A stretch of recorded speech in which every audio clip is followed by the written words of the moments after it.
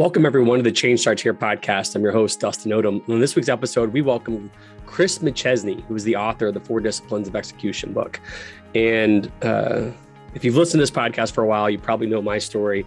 But one of the reasons I came to Franklin Covey was because I had read this book probably 10, 12, 13 years ago, maybe now. And it showed me what was possible in terms of executing a strategy within a larger organization, particularly a school district or a school. And so to me, this is a person I've wanted to have on a podcast since we started the podcast. And today we dive into the origin of the 4 Disciplines of Execution, like the real origin story, which was interesting, the evolution of them. And then we dive into how can we best implement this within a school or a district, or even just an organization. And so if this podcast is primarily for educators and education leaders, but even if you're not one, this is a great episode to listen to. Chris, if you've never heard him before, has so much energy, it's contagious. And so it's just fun to be around him. We spent a little time towards the end around the execution traps. And so stuff that we've all fallen prey to. And so that's interesting to dive into. And he has some really good one-liners that I think are just good quotes to have in the back of your mind as you're going into the summer planning for next year. This is an awesome conversation. I'm thankful that you all chose to listen to this. I hope you enjoyed as much as I did. And again, if you haven't subscribed before, please subscribe. If you have, thank you so much. And if you think, one of the things that I always appreciate is when my friends or my wife hear a podcast or hear somebody that's really inspired them and they share it with me. So this is something that you think would be good to share with others. Please share it. Just send the text the episode out to the people you think would benefit the most from Chris's wisdom today. So as always, thanks for listening. Appreciate you. Enjoy this episode. So Chris, thank you so much for making time to be here today. I'm excited to talk to you. Thanks, Dustin. This is fun. Appreciate this. Yeah. So as you know, our first question we ask every guest is, who are you and what do you love about what you do? Oh, man. And I knew you were going to ask me this too. Who am I? I am a very fortunate human being is what I am. On the professional side, I started following Stephen Covey 30 years ago. It's a crazy story how I sort of stowed away. They didn't even know they hired me. They hadn't hired me. I had just sort of gotten on as a fake intern, pretending I was a newspaper reporter. It's the only way I could get an interview. And I fell in love with this notion that Stephen Covey had about the application of principles as opposed to best practices. And I felt like it had an impact on me. And I think now, 32 years later, I have 7 children. And that original methodology that I'd fallen in love with had a huge impact on me and my family. And yeah, I'm grateful for the ride. That's awesome. So 7 kids, anybody, I've got a chance to be around you quite a bit at different engagements. And so your energy level is unmatched, which I really appreciate. How does that work in a family setting? I was listening to an interview with a sports TV show host that I like to listen to every now and then, Stephen A. Smith. Oh, I do. I listen to him all the time too. That's funny. So he was talking on a podcast the other day about how intense he is on screen. He's passionate. He's always passionate. But when he's home with his family, he's still passionate. You just don't feel it that way. Is that similar to your vibe, or are your kids like, Dad, please? I wish I could say that, because sometimes they have to just be like, Dad, Dad, you sound like you're fighting. Just take it down. You're at a 10. I need you at like a 3. Actually, I have this, my Facebook profile picture. I have 1 grandson, and I'm holding up my grandson, and he's like looking right at me. He's really cute, but he's covering my mouth with his hands. And the caption is, Grandpa, you talk too much. That's all right. You've done a pretty good So I should follow Stephen A's example on that one. No, I think that's one of the things that I appreciate is that you share your heart. You speak what's on your mind. You share your heart. And so Thanks. With that, as I kind of shared with you before, you didn't know this until I told you probably 5 minutes ago, but Right. I've been at Franklin Covey for 10 years. And the piece of work that we've done as an organization that convinced me this is the right place to be for all the other, like I love 7 Habits, I love all of our content, but 4 Disciplines of Execution was what put me over the hump here. And it's been just awesome seeing its impact. And so I love hearing that. I mean, I like hearing that people have utilized it and it's benefited them, but for that to be the impetus for your career change, that's awesome. Yeah, well, it definitely benefited the districts that I was working with, and my wife is the chief of staff for her district, and she's seeing it have great impact as well. So my question is, can you give us just a little taste of the origin story Oh of yeah, I'd love how to. 4 disciplines of execution came about? So, yeah, it's a really interesting kind of convergence of events. We had a really unique consultant working for us 20 years ago, 25 years ago, by the name of Jim Stewart. And Jim was this, I got to just say it the way it is. He was a really ornery character. Okay. We are Franklin Covey. We have a brand around having really nice people. Yes. Jim Stewart, despite it did not fit that protocol at all. He come out of the oil industry, and he was a Conoco quality guy, and he'd studied Deming and he'd studied Duran. And I was very enamored with the work that he was doing on organizational design. And I'd really started to fall in love with the application of Covey's principles applied organizationally. Well, Jim was out in front. He was the real leader of this. And he was working at the Norfolk Naval Shipyard. And the CO, the commanding officer of the shipyard, called Jim in and said, "Jim, I'm not interested in any of the work we're hiring you to do right now." This is the first time he'd met the CO. He said, "Let me tell you how you can stay here and keep from being fired.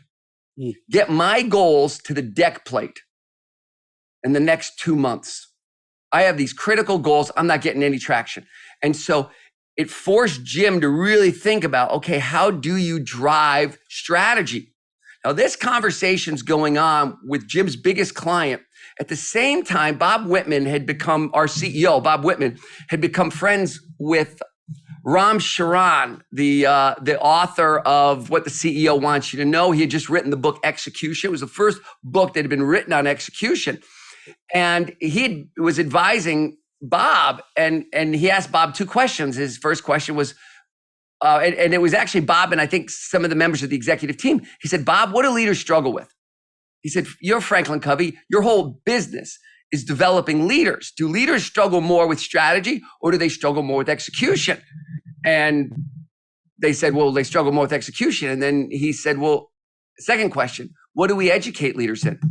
Do we educate leaders in execution, or do we educate them in strategy and business planning?" And so it was such an epiphany. It was such a sort of a shock. This is about 2000. This is going on.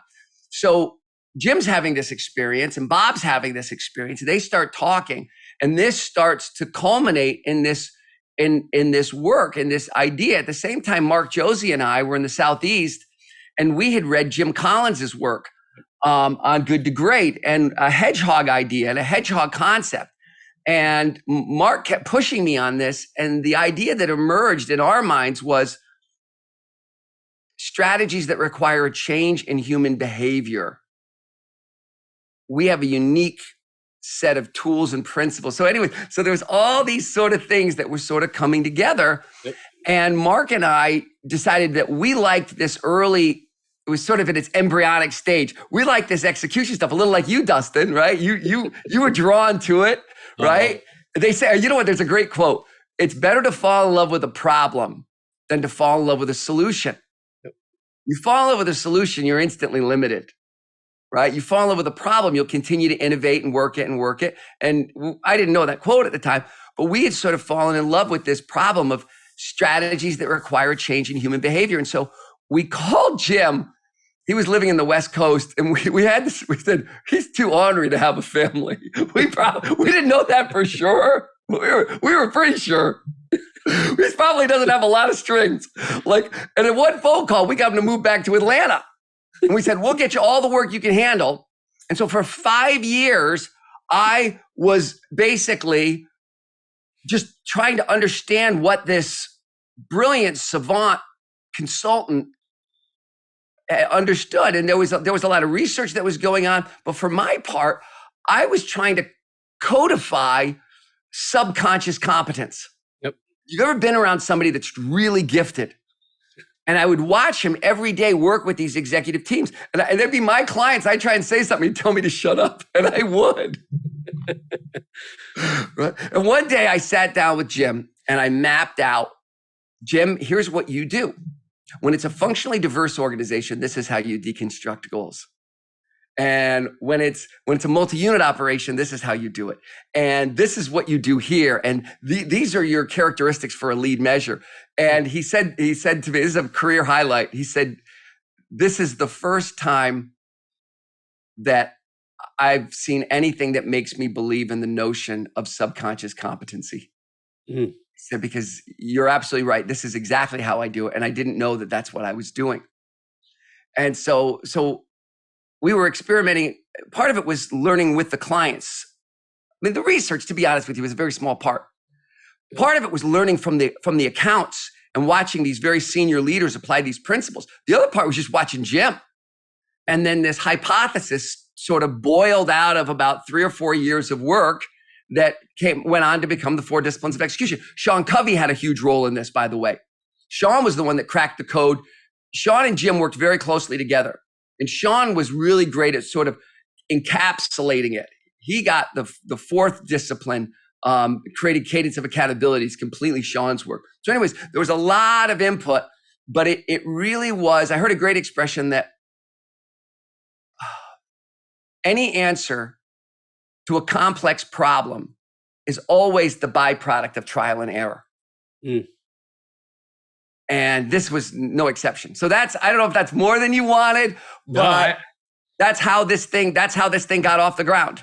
And nobody knows this. Like this, you're the first person to ever ask me this question. Nobody knows it from my point of view. So like somebody else might have given you a totally different answer, but that's my point of view, Dustin. No, actually, I haven't asked it just because, I've had a couple of folks talk about 4 disciplines on here, but I was curious from the get-go, from the jump. And I think, one of the things I remember early on, I've read your book 4 times, and I would say each time it takes a little less time because I have all the highlighters. I love that. And is it all marked up? It is. The pages are kind of. Oh, it is. And so, and that's because I wanted to put it to use before I ever got here. But the thing, it's hard sometimes to get folks to just trust you to read a book. But there was a 2-minute video, maybe a 4-minute video that you used to do that you went through the quick cadence of like the 4 disciplines. And I loved it. But the one thing I always loved that you said was, says easy, does hard. Yeah. Right. And that's probably an understatement for saying easy, does hard. I'm curious what, in the last 14 years, I guess, maybe longer, shorter. I don't know in terms of when it actually came out, maybe 12 years. But how has it evolved? What are the biggest learnings? Oh, right on. Decade. All right. So there's a couple of things that were just huge.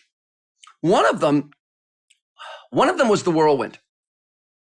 And people are shocked when they learn that we were at this for 3 years before we put our finger on the whirlwind and this idea of urgency addiction. Because if you go back into the 7 Habits stuff, it's all in there.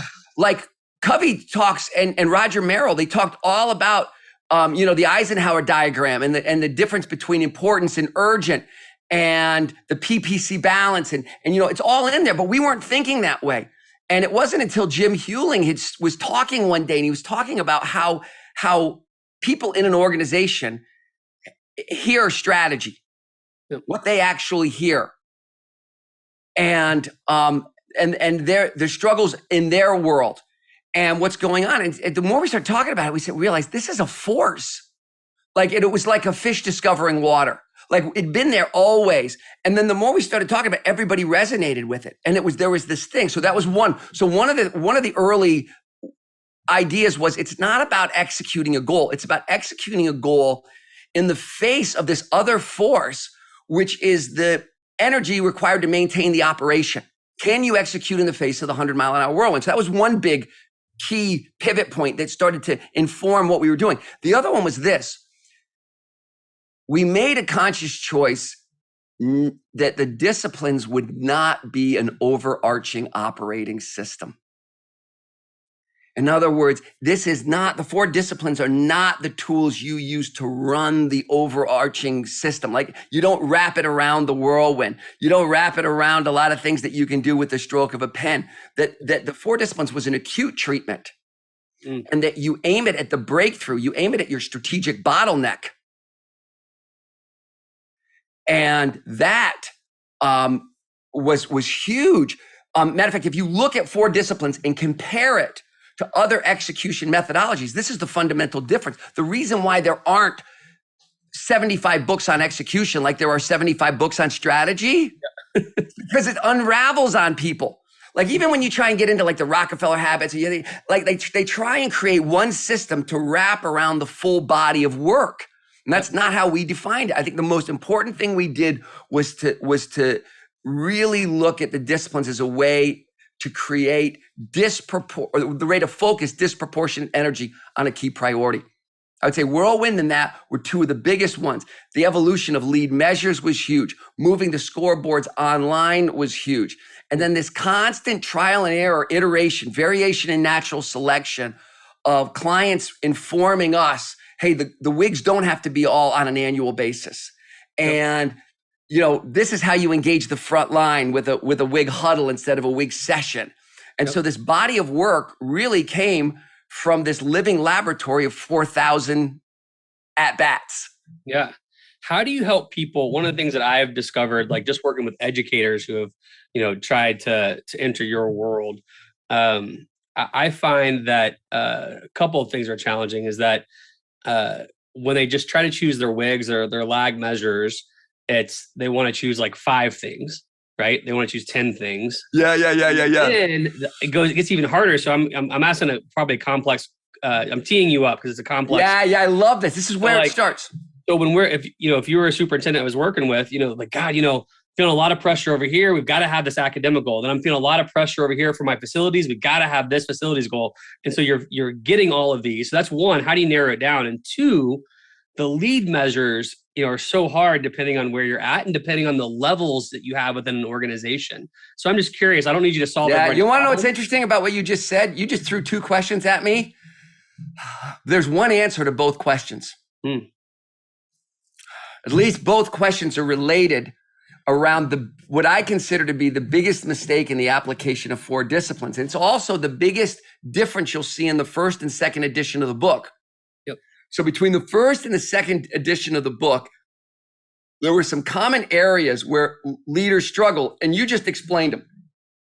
Now, we were so close to the methodology, we knew what we meant, but sometimes what you mean isn't what you say. And we were much more deliberate about it in the second edition. First of all, when we call it a wildly important goal, we'd rename it if we could. We know people like the notion of the wig because it's easy to remember, but it makes people go macro. That's not what we want. We're not looking at macro, giant, strategic objectives. Matter of fact, the way we have you think about this is if you think about your macro objectives, like the title of a book. Yep. Right? Recognize that book's made up of a whole bunch of different chapters. Now, this has been a helpful way for people to look at it. So we have them, look at some inordinately large, maybe my rating as a school district. I'm really worried about our rating inside the state. Yep. And that's this macro objective. And you said, Chris, what's your wildly important goal? I'm going to go there. And the truth is that's the title of the book. But one of the things we had to do is we had to give people a place to put some of these chapters. So some of these chapters that you got to get right, you can address with a stroke of the pen. We're going to reallocate funds. We're going to move resources. We're going to discontinue this service. We're going to outsource this program. On the other end, there's certain things that are pretty stable. They're not optimal, but they're pretty stable. And we leave those, and they're going to require most of the energy operation, and we leave those in the whirlwind. So we get most of the chapters to go either towards the whirlwind or towards things I can do with leadership, authority, and money. Yep. And then we get a smaller subset. Is this working for you, Dustin? Absolutely. Right? And then you get a smaller subset of things that you say, okay, this is the breakthrough. Yep. Right? Which one? And the way we describe this to leaders is we say, recognize that you can only steal about 20% of the energy used in your organization from the whirlwind. The whirlwind's going to eat up 80%. And that 20% you can steal from the whirlwind is like a currency. And you want to spend all that currency on one objective Or do you want to split that currency? Maybe part of your organization's working on this and part of the organization's working on that. But when they start to think of it that way, it really gets them to, but you got to give them a place to put the other stuff. Yeah. And you got to get them to come. Is this helpful so far? It's really helpful because I remember the first time, again, this is first edition. I've obviously read the latest edition and I've worked with districts since then, but just thinking through how we tried to overlay it over everything was really, really tough. Like once you got down to like, how do we implement and execute and keep everybody engaged? Yes. And then once you've got this target issue, you've reduced the complexity so much. Absolutely. Right? So there's a whole bunch of stuff living in the whirlwind, vital signs and day job and life support, however you want to call it. There's a whole bunch of stuff living in the stroke of the pen world. And then you've zeroed in on maybe just a couple of key breakthroughs for the district. Yep. Then what you do is you translate those down. The next step is you've got to get those targets down to the front level, right, where work is done. So you have to deconstruct, not a jump to lead measures. You have to break the lags down as small as you can. This was another misconception from the first edition of the book. If you don't, then what you have is you have an objective that's too high, and there are no single activities that are both predictive and influenceable. Yep. So you've got to break it down to the functional team levels. Maybe half your teams and groups are aimed at one of those wildly important goals, and the other half are aimed at the other. They all have their individual wildly important goals. But here's what you realize: the lead measure exercise gets much easier when you have, first of all, narrowed the focus strategically, and then translated those targets down. Yep. Now, if I'm okay, what are we moving on? We are moving on increasing third grade reading scores. Reading levels, right? And we want to move it from here to here. Okay, what are the two? Okay, it's X number of interventions with struggling, students that are struggling. It's X number of hours of reading a day. And now I can see that indicator move. Because I've taken it down to an actionable level. Well, to your point, that one of the things that I really appreciate, but it's hard to break through sometimes in education, is that let's say, again, to your point, take your example, improved third grade reading is massively important all across the country, and let's say we have weekly assessments or monthly assessments, and so it's still lagging. We're not focusing on the leading things that we can influence every day. Yep, so when you have run into organizations that have still struggled with that, because I've met with them and there's like, they'll say, "Oh, well, we've got these assessments, so we know." I'm like, no. It's the things you're doing, right? I love your weight loss, like your first weight loss example that you gave of how do we get there? And so how do you help people break through that understanding of like, okay, you're close to a lead, but you're not a lead? I like the visual analogy of a lever being used to push a rock, right? In discipline 1, you're trying to get the rock down to the smallest sizes possible because it starts as this immovable, gigantic boulder. That's how it feels in these people's lives. So we narrow the focus. We get it down to where each team, in addition to their day job, has one of these sort of, smaller than a boulder, rocks. And that exercise alone takes a lot of work. Exactly. Where are you now? Where do you want to be? By when? And if you can't translate it down to the team level, if you I'm not talking about planning. This is really key. What tends to happen, Dustin, is there's these high level objectives, right? That are influenced by numerous groups. And they have a body of metrics. And then this high level objective has a plan around it. And so at very senior levels, we start dictating plans down into the organization, right? That's not what we're saying at all. What we're saying is take the key focal point and break down a target, not a plan. Plan is just instructions. And then when you've got the targets down at the most actionable levels, getting people to think in terms of this lever. And saying, okay, a lever has two characteristics. I can't move the rock. The rock's too heavy to move, and so I'm using leverage. Yep. A lever I can directly influence. If I can't move the lever, it's not a good lever. And if the lever doesn't move the rock, it's not a good lever. Yep. So let's get a rock that is movable with a lever, and let's get a lever, and it's just that simple. Yeah. Right? Because some ideas sound really good, but they're not influenceable. I can't get that to happen. I can't get parents to read 2 hours a night with the kids. Yep. Not a movable lever. Yeah, if we did, it would move the rock. Right? And, signing up for this book fair and, having Kermit the Frog come in and tell us how great reading is really controllable, but the lever's just bending. We're not moving the rock at all. Like, we got to find something that is both influenceable and predictive. And here's the great thing about this, Dustin. It's a puzzle. Once you get people into that problem-solving puzzle mode, yep, you got them. They're engaged. And what we say is, don't dictate what those lead measures are to the teams that are acting on the lead measures. Give them choices, yep, and then let them decide. The great quality guru, Edwards Deming, said that the people that understand cause and effect relationships the best are the people that are closest to the work. Yeah. Have you ever read the book? It's called Nudge. It was written by some University of Chicago MBA economists back in probably 2008. You're probably captivated with writing your own book around that time. So it was about like the choices, right? So one of the things they find, let's say if you work for a big organization and you're trying to get more people to sign up for the healthcare benefits or whatever, if you give them endless amount of choices, you drive inaction. Yeah. If you give them one choice, you drive inaction or frustration. If you give them three, right? It's a magical three or two.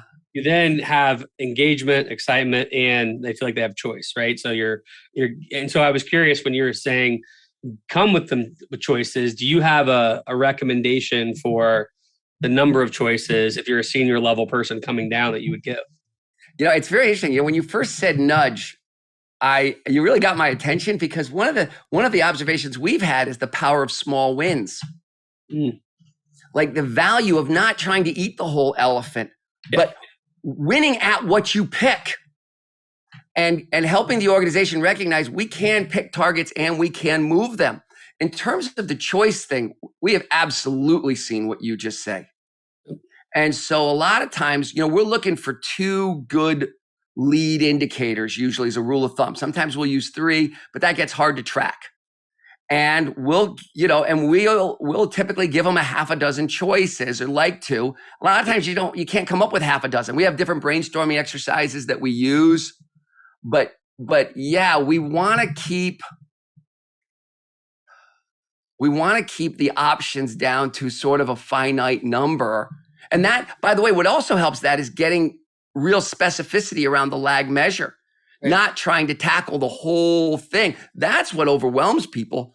A lot of the problems with discipline 2 are that they didn't do discipline 1 right. Matter of fact, most of them are. I think so. This question, so I've asked some folks to send me some questions as we're talking if they could. Oh, right on. And so one of the questions, I believe I know the answer, because just like when Leader Me started, there's a lot of folks who read the book and are like, let's just do it, as opposed to like partner with us. And so I think I know the answer here, but I'm curious what you'd say. So this is a senior level person at a district who is going after, I'm going to make it up, going after the goal of increased attendance throughout their entire district, right? Yeah. Okay. Good. They have district level folks under them. They have school level folks under them, who then have department folks under them, who then have teachers, right? Oh yeah. And so one of the challenges is, how do you, how's that person manage multiple departments and schools and drive a cadence of accountability within that to know how the different levels are doing on a weekly basis? So two answers. There's a lot in that question you just asked. Well, it's like a CEO, they want to know if they're winning or losing, or CEO, whatever it is, right? Like, yeah. One of the tools that we have, this XPS indicator that goes along with the app, is really great. Like if you've got people on 4 disciplines and they're using the app, you can see right away, like it gives you a 6-week running score. You don't even have to collect the data. The data's just there. And it's funny because they got great data on the day job, but the new strategic push that's the one that's always hard for them to see, other than the lag measure, right? And so being able to see, okay, this team is meeting every week. This team is making and keeping commitments. This team is actually moving their lead indicator. And this team is actually getting traction on their lag indicator. Like that, boiled down to one metric is a really nice way. Marriott was the best at this. Marriott, Wegmans Grocery. There's been some college. I'm sure in your world you have some stars as well. Yep. But let me say this too. That's how you know once you've got it installed. I'm a big believer in installing in pockets of an organization where you can really get it stood up right. Yep. And give the senior leaders a chance to really see what it looks like when it works. Get behind some frontline leaders that are good. Yep. And I'm much more interested in quality than quantity on the front end. Yep. And then have some success stories. Like there are ways that you influence a culture, and mass rollouts aren't real high on the list. I agree with you. I think one of the things I really appreciated about your strategy early on, this is probably my first or second week on the job. I live in St. Louis, where we have a real baseball team. I know you're down in Atlanta. You guys are coming off. We have a tradition of excellence, but we'll keep that moving for some other time. The thing that I appreciated was 2 weeks in, I went to, it was just up the road. It was where you had a bunch of CEOs and business folks in the room, and you did about a half day or a couple hour overview of 4 disciplines. And what I liked is the same way I took that and approached Leader in Me work the same way was, here's what it is. Go try it. I mean, I believe you will need to work with us and you will want to work with us because you'll get the results times 1,000 of what you could get, but go try. And so I'm curious what you've learned over the last decade with a lot of folks who read the book and try to implement, what has been the realization when they've partnered with your team on the difference from trying to do it on their own to bringing your folks in to really help them set up a quality implementation? Yeah. So this is a great question, because a lot of times people, like you said, people are looking at the methodology and they're like, yeah, I would love it if our organization did this. Like, how do I even start? Where do I go? Well, the first thing I always do is I identify a section of the organization that has some degree of autonomous leadership. Right? So what I need a team. I need a leadership team, and small is okay, right? But where have I got a leader, right? Maybe it's just at the immediate district level, or maybe it's up a level from there. But where do I have a leadership? Once I've identified a leadership team where there's interest, and normally what that means is 2 things. One, they got an itch to scratch. They got a problem. They got to move a number. Yep. I don't like working with leaders that are political in nature or are not really committed to serious results. Yep. Right. So you got to have somebody with an itch to scratch, number one, and then they've got some interest in this methodology. Right. So as long as I got those 2 things, then I got 3 questions for that leadership team, and it's a question for that person's whole team. Like, she might be interested, but like it's got to be, there's always a team movement that goes, an executive kind of group. And here are the 3 questions. And I put this up front. I say, okay, before you can do anything, you got to clear these 3 questions. The first question, is this approach right for us? Like, let's just take a couple hours and let's just dive in and throw all the questions you want. Like, do you like the approach? Because if you don't like the approach, we're wasting our time. And it's a very particular approach. Like, it's got built-in accountability. It's based on some disciplines. Like, you all got to look at each other and say, right, are we serious about this? So before we clear that hurdle, I don't want to talk about anything else. I don't want to talk about how much it's going to cost and how we should do it and hypotheticals. No. We're in or we're out. Okay, so question number 1, do we like the approach? Question number 2, what are we going to aim this at? All right, so we like the approach, we get the approach, we know what it really means. What are we going after? All right, we're going after attendance. Okay, we're going after SAT average. Okay, what do we get a gun for? because the answer to that question is then going to inform how you implement it. And the third question, and then by the way, just answering that question, it's not like a trite throw out an answer. It's really basically the better part of a day looking at, okay, if this was the high level objective, what would the sub objectives be? What would the fewest battles necessary to win the war be? How would it break down? What would it look like? And so you really are going to take a day and walk through discipline 1 before you can answer, are we sure this is what we're going to aim at? Yep. And then question number 3 is, how much help do I need? Right? Do we, okay, so we're only going to go, we see the high level objective. We're only going to launch in these 2 districts. We're only going to launch with these 2 school systems. Yep. Right? And to do that, we lay out all of the sort of the implementation lessons that we know.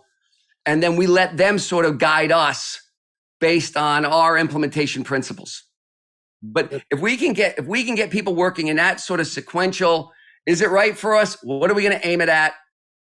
And, how much help do we need? We tend to get a very coherent, smart movement.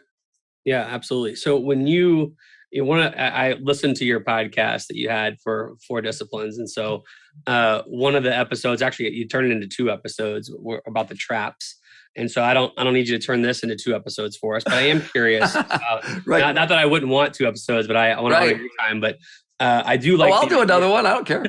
I like the idea of you diving into execution traps, right? So the 5 ones, I'll let you lay them out, which I could, but I just realized I'm interviewing you. I'm not talking to anybody. So you talk about what are the 5 and just do a high level overview of what you've seen and how people try to tackle those. Okay, so I've done these about 8 different ways, and I've done them where there's 7 traps. I've done them where there's 3 traps. Give me the list that you've got that I can go. I can wing it, but I don't know. But mine will be the same as yours. Urgency, complexity, target, persuasion, futility. All right, let's take it on first. All right, urgency. That's that whirlwind idea, yep. And it's basically as a leader. So let's just apply this to an executive. Let's take all 5 traps and just apply it to your leadership style. Yep. So we're sort of stepping away from 4 disciplines as an organizational methodology. And we're just saying, what are my execution traps as a leader? So urgency trap, I'm just going to say 2 sentences about each one, if that's okay. That's great. The urgency trap basically is all about this. Do I have the capacity as a leader to put deliberate, disproportionate energy against an objective that is not on fire? Can I spend energy on non-urgent activity?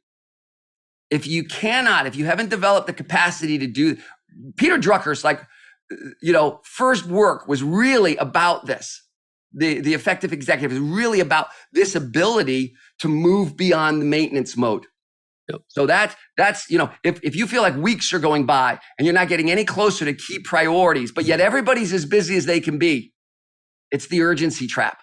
And the urgency has sort of an addictive, urgent things have almost an addictive nature for us. So that's the first one. Can I put energy against non-urgent? Next one was complexity. Yep. 2 best friends of execution are simplicity and transparency. So what we were talking about a few minutes ago about organizing your strategy through an execution lens is a great way to lower complexity, right? And one of the ways that that is if you were to ask people, hey, in addition to your 50 things you have to do every week to keep the miracle running, what's your number 1 priority as a team? If they don't know the answer to that, your strategy is not simple enough. So, can they answer the whirlwind plus 1 question? In other words, do they know what the 1 is? Yep. And if you haven't done the work, they can't. All right. So that's so we had urgency, we had complexity. The next one was the target. 3 was target. That's pretty good, dude. I just gave them out to you and you're running through them. Yes, target is the next one. Okay, so target is I've mixed them up too much. You ever drive to somebody's house and you went the wrong way once? I can never find their house again. So I shouldn't have ever mixed them up. Okay, so the third one is the target trap. And here's what I'm going to say about that. If your great strategic imperative is conceptual in nature, if it's a concept, if it stays a concept, it's going to die a concept. You've got to move concepts into targets, right? We got to move from lead the world in space exploration to put a man on the moon by the end of the decade and return him safely home. And yet concepts are so compelling and you're great at talking about them. And everybody says, yes, they're great. Yes, of course. But it's not just a target, but it's an executable target at the front line. You're not in a position to execute because you're very compelling. Yep. Okay. Fourth, was it persuasion? Persuasion. Yep. Persuasion and futility are the last two. Okay. Persuasion trap. This is my Achilles heel, personally. The persuasion trap is believing this. It's believing that if they just knew how important it was, they would do it. I think that's mine too. Right? Like if I just say it more compelling or louder or slower or angrier, like if they just could get it, they will do it. And here's the thing. Persuasion has very, very little to do with engagement. Persuasion has very, very little to do with why human beings engage. A person convinced against their will is of the same opinion still. And for leaders who think that's their go-to move is I'm persuasive. That's why I've got this position. That it sounds like not. Well, go ahead, Dustin. Sorry. All right. It sounds like the difference between like a level 4 and a level 5 leader. Oh yeah. Oh yeah. And this is. I'm not being cute when I say I struggle with this. Yeah. Like this is. I really have to back off, and engagement's all about pull. Persuasion's all about push. And the ability, like when you're dropping strategy down in an organization, you don't help your strategy by selling it to them. You think you do, and you don't. You know, the attributes that really allow you to engage people around a strategy that they weren't really leaning towards. It's all about transparency. It's all about understanding their concerns, and it's all about involvement. It's not about persuasion, right? And then the last one, is it futility? It is. Ta-da! All right, this one's the backbreaker.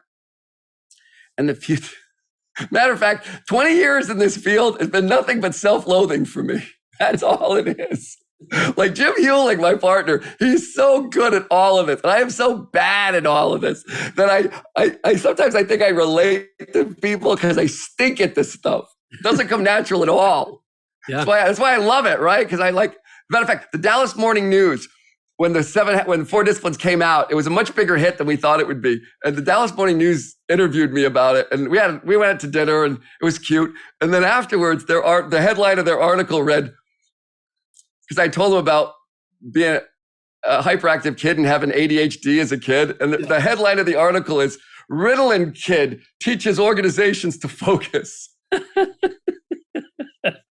I'm sure everyone here they were very proud of themselves for that headline. All right, so the futility trap is what happens when you get ambiguity overload. Ambiguity overload is like carbon monoxide poisoning, right? You have got so many, like people are talking about a goal, and between you and that goal is an impossible number of variables. And I got to do this, but I can't do that because those people don't let you do this. And we don't even have those people on board. And they don't even know what they're talking about when they say do this. And they got no idea what I'm doing on a day-to-day basis. And then they retreat. When they quit, they don't really quit.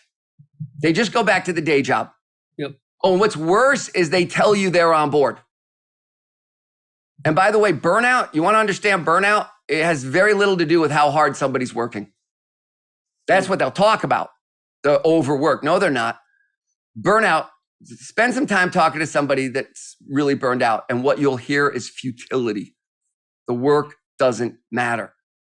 There's only 2 things that drive engagement: progress and purpose. This is one of the reasons we feel so strongly about this notion of whirlwind plus 1. I can handle any amount of crazy day-to-day chaos if there's one thing that's meaningful and we're making progress on it. That's powerful. So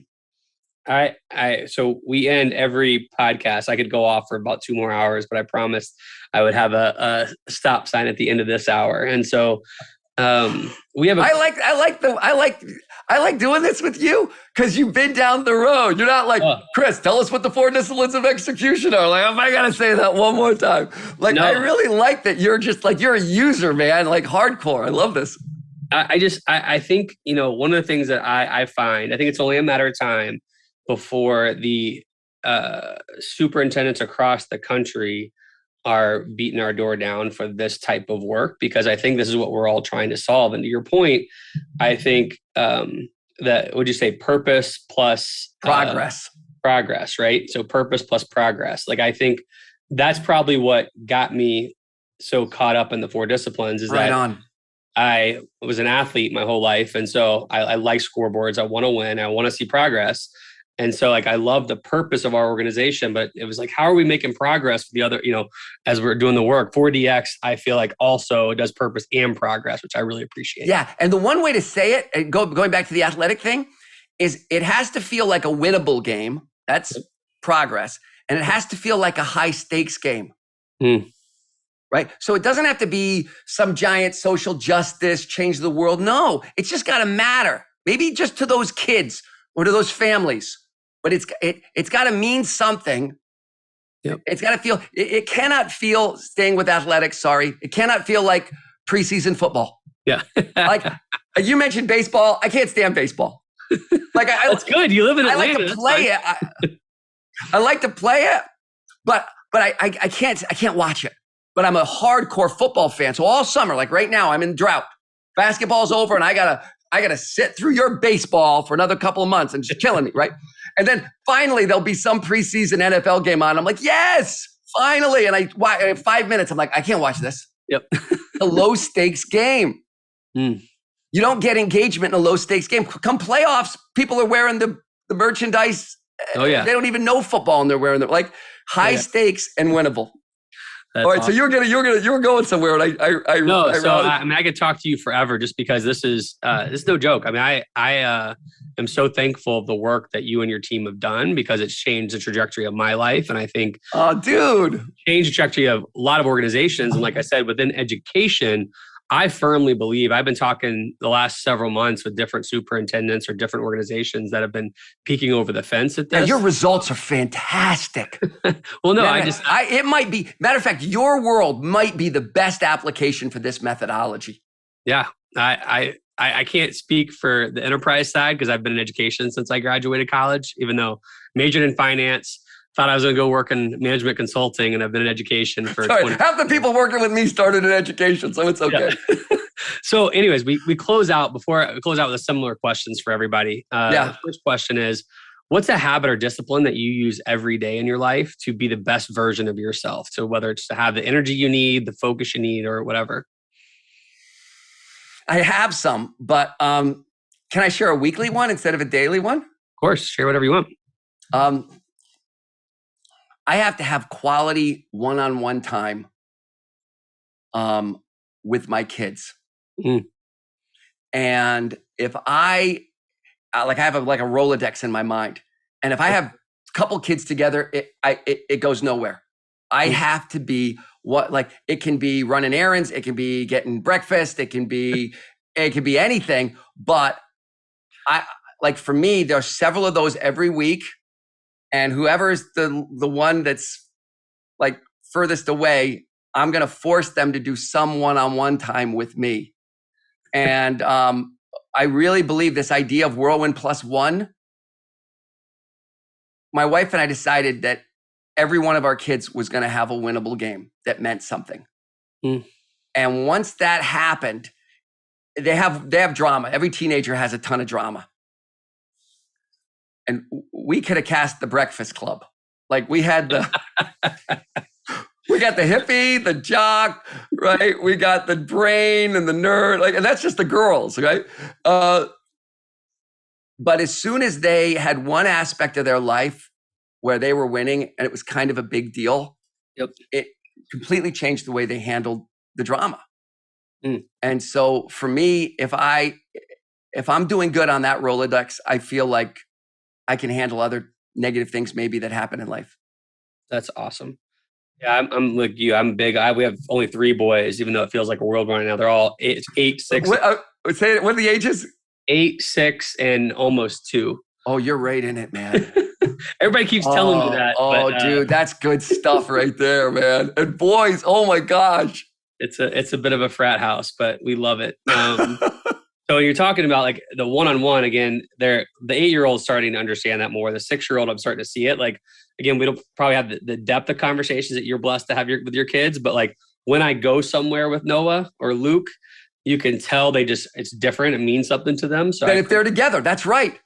And what I learned was at the worst times during the most challenging child's life, if I just got alone with them, it wasn't 10 minutes and I'm getting everything. It's all coming out.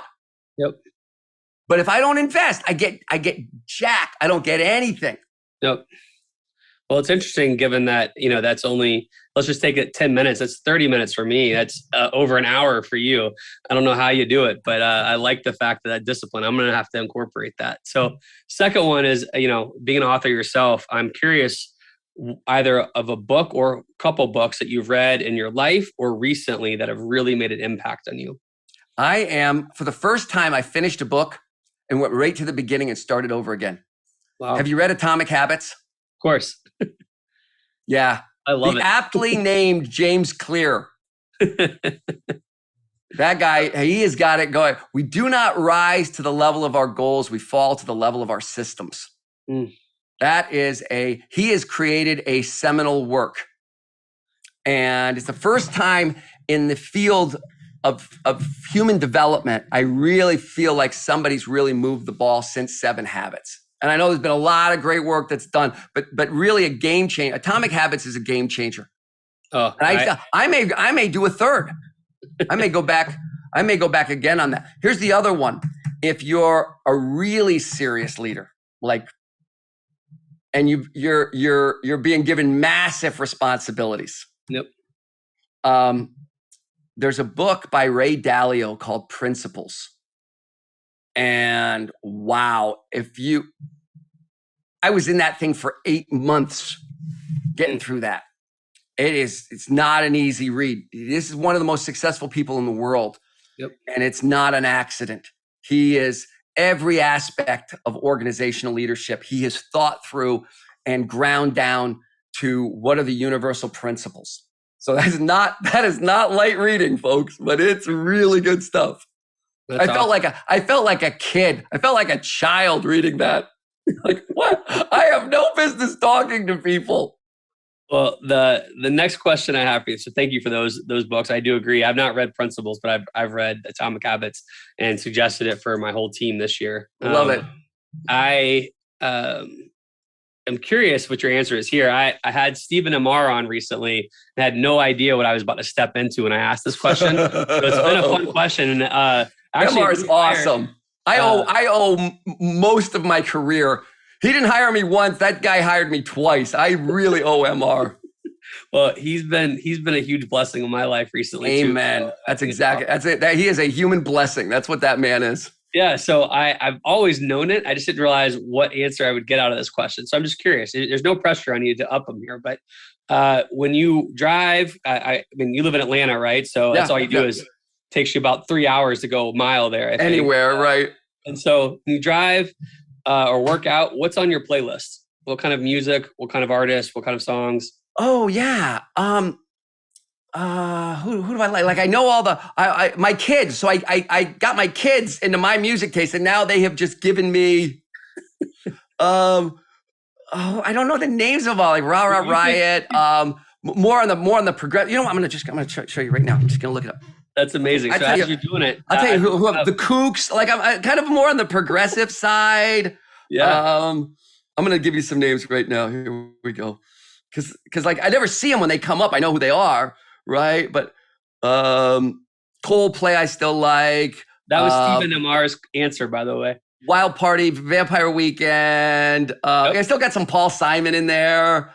Bastille is great. Oh, great. The Bleachers. That guy. He used to be with somebody else. But anyways, he's amazing.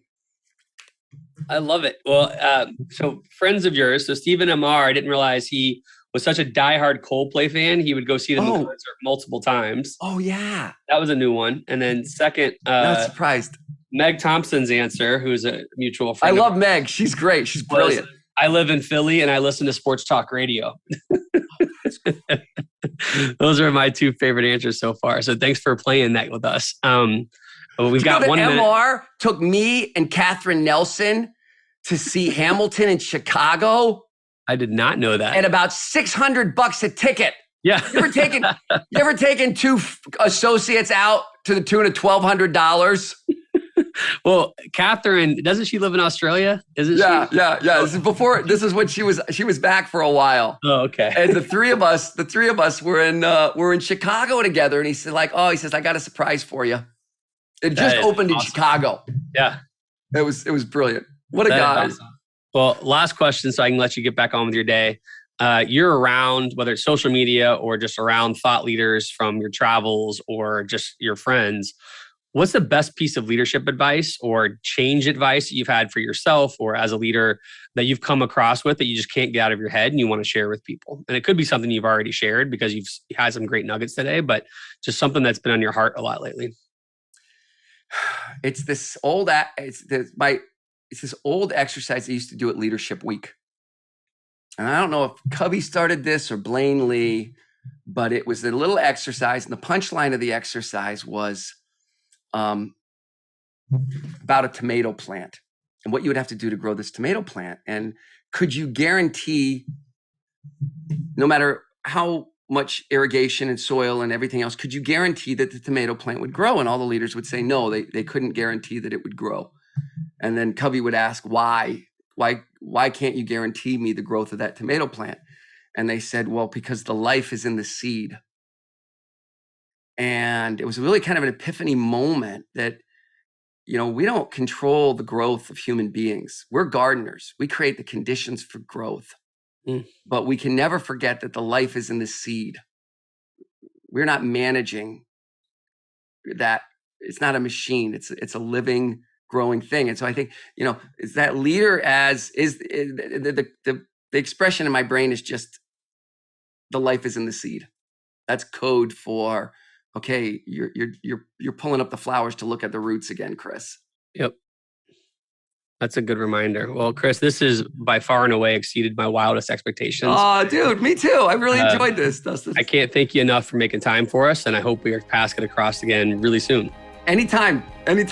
All right. Good, best of luck. Thank you for everything. Thanks, Chris. Really appreciate you. All right. Take care, everyone.